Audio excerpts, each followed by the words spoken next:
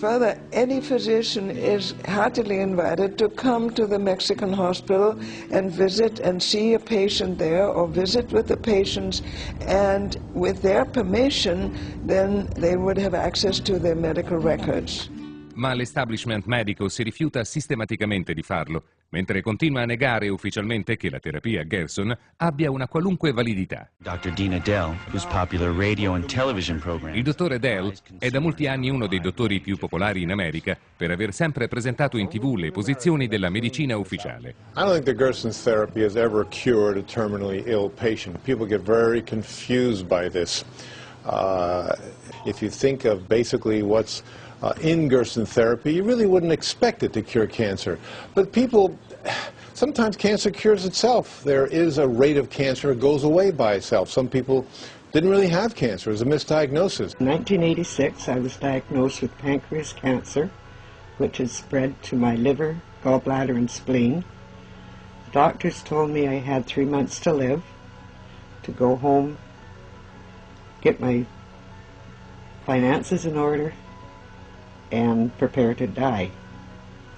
My husband just wouldn't accept it. I was only 46 at the time, far too young, so we came home, did therapy for 2 years. After 3 months, my doctors here wondered why I was still living. They asked me if I would have a CAT scan, which I did. The masses of the cancer had gone. They said, I don't know what you're doing. We don't want to know what you're doing. Just keep doing it. The doctors at that time had said I would never live to see my second grandchild, which he is now 19 years old. So we proved them wrong. After the therapy, we went back to Utah to a specialist on blood, and she said my blood was so clean and clear that she couldn't tell I'd ever had cancer, and she said I was the first patient that ever happened to. Yes, and after I had gone back to the oncologist after I had done the Gerson therapy for a couple months, at that time when they had found that I was cured of cancer from the CT scan that they had done on my abdomen, he couldn't believe it. He thought it was a miracle. For the 10 years following being on the Gerson therapy, which took 1.5 years, I started going back to the Mayo Clinic and seeing Dr. Scott, who was an oncologist there, just for checkups to be sure I was clear. And he said everything was like an 18-year-old again. My blood profile was perfect, and he couldn't believe how I looked and how much energy I had. And he asked me what I'd done, and I went over the Gerson therapy with him. Dr. Scott said, that's great, but he said that we can't sell that. Il dottor Wallace Simpson dirige la Scientific Review of Alternative Medicine, la pubblicazione scientifica ufficiale sulle cure alternative e sulle aberranti pratiche mediche, che sostiene di analizzare in modo scientifico ed obiettivo. Has Gerson therapy ever cured a cancer patient? Oh, of course not. They won't even release their records. So, what would it take for you to be convinced that this therapy is has credibility? well, first of all, they have to show some reason why it should work. We know how cancers behave, and we know the kinds of things that cause cancer. So they have to come up with some kind of a believable theory of why their diet should work. But second of all, they'd have to convince us that everything we know about it in the past 50 years is wrong, and they're right. Now, how are they going to come up with material like that?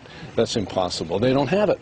Dr. Gerson documented so many recoveries, yet those recoveries are not available to the public.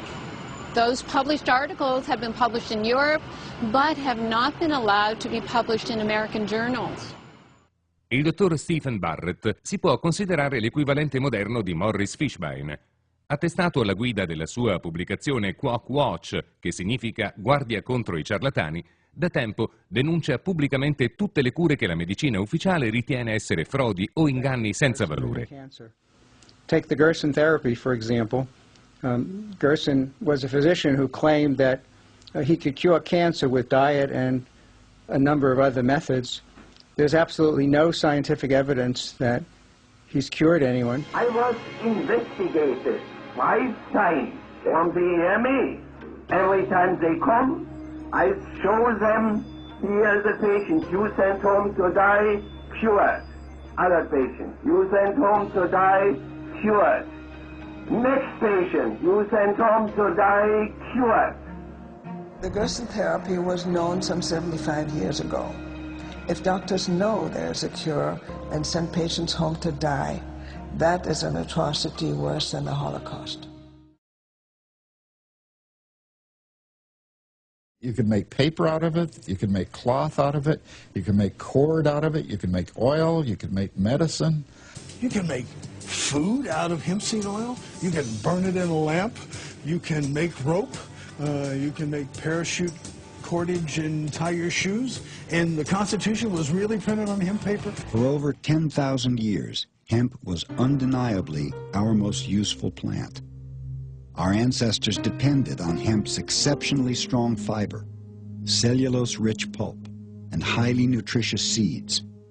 The plant was cultivated and used throughout history for food, clothing, fuel and medicine, as well as for sails, rope, shelter, and paper. For centuries prior to about 1850, all the ships that sailed the western seas were rigged with hempen rope and sails. A 44-gun frigate took over 60 tons of hemp for rigging, including an anchor cable 25 inches in circumference. Amongst the thousands of products made from hemp, one of the most extraordinary is Henry Ford's plastic car. Built in 1941, it contained cellulose fibers derived from hemp, sisal, and wheat straw. The plastic was lighter than steel, yet could withstand 10 times the impact without denting.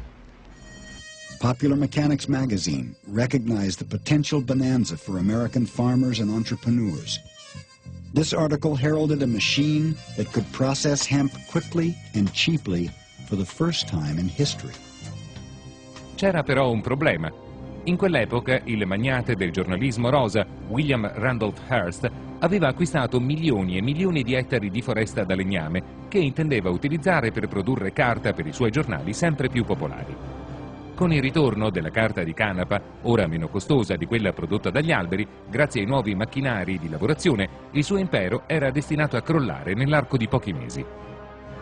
Un altro gigante dell'industria che si trovò direttamente minacciato dalla canapa era Lamont DuPont, proprietario della società petrolchimica che aveva appena ottenuto i brevetti per creare dozzine di fibre sintetiche dal petrolio. Nylon per le calze, per le spazzole, per gli abiti da uomo e persino per le gomme delle automobili. E poi l'Orlon, il Dacron, spugne sintetiche, Cellophane e un'intera gamma di prodotti che sarebbero stati soppiantati sul mercato dai loro concorrenti fatti con la canapa. Oltre al rischio di perdere milioni di dollari, Hearst e DuPont avevano un'altra cosa in comune. Erano ambedue finanziati da uno dei più potenti banchieri dell'epoca, Andrew Mellon, il quale in quel periodo era anche il ministro del tesoro. Mellon nominò alla direzione dell'Ufficio Federale Narcotici il suo futuro genero, John Asslinger. Con l'aiuto dei giornali di Hearst e delle compiacenti produzioni di Hollywood, Asslinger mise in moto una gigantesca campagna mediatica intesa a far apparire la canapa come un prodotto intossicante e pericoloso che andava immediatamente eliminato dalla società. Marijuana, the dried leaves and flowers of the Indian hempweed, is used in the form of a cigarette. Marijuana smoking, experts point out, can make a helpless addict of its victim within weeks, causing physical and moral ruin and death. Let's go, Jack, I'm red hot.